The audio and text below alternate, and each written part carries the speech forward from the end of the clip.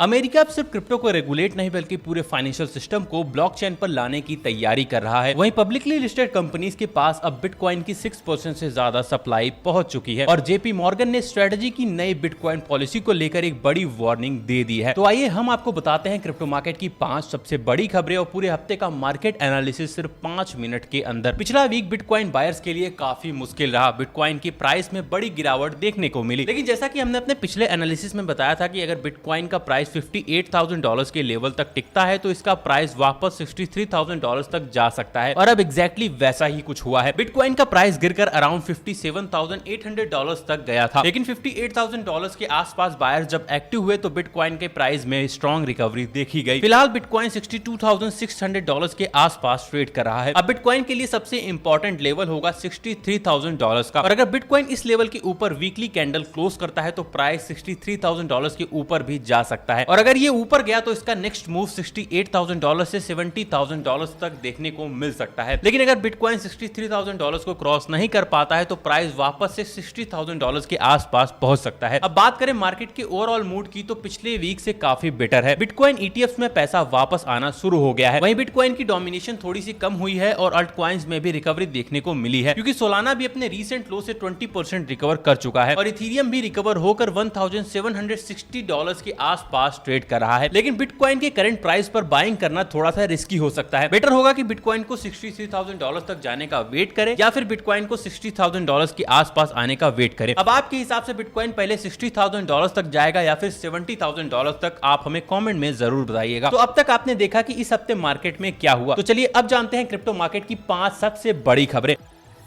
America अब सिर्फ crypto को रेगुलेट करने की बात नहीं कर रहा बल्कि पूरे फाइनेंशियल सिस्टम को ब्लॉकचेन पर लाने की तैयारी भी कर रहा है। यूएस एसईसी के चेयरमैन पॉल एथिकिंस ने कहा है कि एसईसी अपने रूल्स को अपडेट कर रहा है ताकि फ्यूचर में अमेरिका का फाइनेंशियल मार्केट धीरे धीरे ब्लॉकचेन पर शिफ्ट हो सके। साथ ही एसईसी अब क्रिप्टो कंपनीज और इन्वेस्टर्स के लिए क्लियर रूल्स भी ला रहा है। सिंपल वर्ड्स में समझे तो पहले क्रिप्टो कंपनीज को यह नहीं पता होता था कि किस रूल के अंडर हमें काम करना है। इसी वजह से मार्केट में काफी अनसर्टेनिटी रहती थी। तो अब एसईसी एक क्लियर फ्रेमवर्क बनाना चाहता है जिससे कंपनीज और इन्वेस्टर्स दोनों को पता हो सके कि क्या चीज अलाउ है और क्या चीज नहीं अलाउ है। और अगर ये प्लान सक्सेसफुल होता है तो फ्यूचर में सिर्फ क्रिप्टो करेंसीज ही नहीं बल्कि स्टॉक्स, बॉन्ड्स और धीरे धीरे करके पूरा फाइनेंशियल एसेट ही ब्लॉकचेन पर शिफ्ट हो सकता है। इससे सिर्फ क्रिप्टो इंडस्ट्री ही नहीं बल्कि पूरा फाइनेंशियल सिस्टम में एक बड़ा बदलाव देखने को मिल सकता है। अब देखना यह है कि एसईसी इस अप्रोच को कितनी तेजी से अमेरिका में फैलाता है।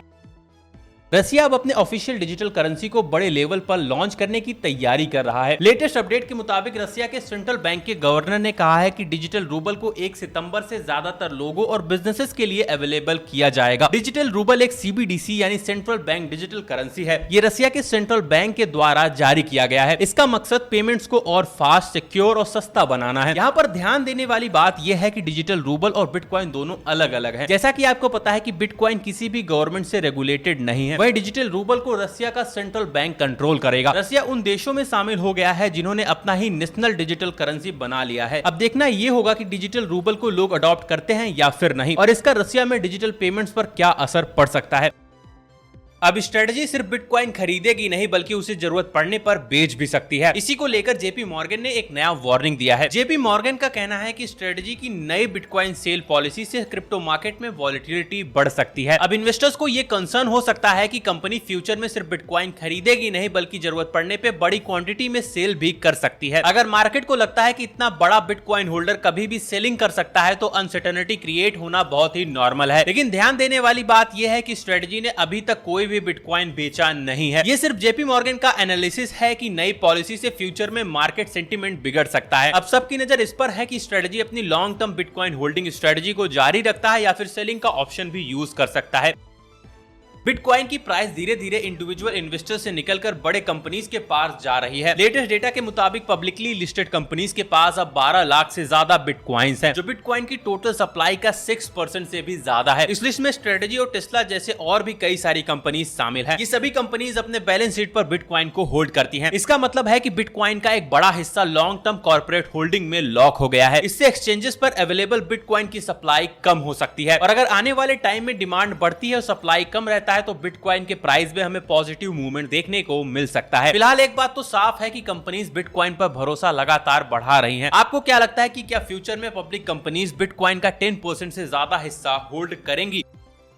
क्वांटम कंप्यूटर्स को फ्यूचर में ब्लॉकचेन सिक्योरिटी के लिए एक बड़ा चैलेंज माना जा रहा है। इसी को देखते हुए ट्रॉन ने एक नया सिक्योरिटी अपडेट लॉन्च किया है। लेटेस्ट अपडेट के मुताबिक ट्रॉन के को फाउंडर जस्टिन सन ने बताया है कि क्वांटम रेजिस्टेंट सिग्नेचर फीचर अब ट्रॉन के टेस्टनेट पर लाइव हो गया है। सिंपल वर्ड्स में ये एक नया सिक्योरिटी फीचर है जो फ्यूचर के पावरफुल क्वांटम कंप्यूटर से ब्लॉकचेन को ज्यादा सिक्योर बनाने के लिए डिजाइन किया गया है। फिलहाल ये फीचर सिर्फ टेस्टनेट पर अवेलेबल है। इसका मतलब है कि डेवलपर पहले इसे टेस्ट करेंगे और अगर सब कुछ सही रहा तो बाद में इसे मेननेट पर भी लॉन्च किया जा सकता है। तो ये था ओवरऑल क्रिप्टो मार्केट का अपडेट। आपको कैसा लगा ये वीडियो हमें कमेंट में जरूर बताइएगा और ऐसे ही लेटेस्ट क्रिप्टो अपडेट्स के लिए हमें आप सब्सक्राइब कर सकते हैं। Crypto products and NFTs are unregulated and can be highly risky. There may be no regulatory recourse for any loss from such transactions.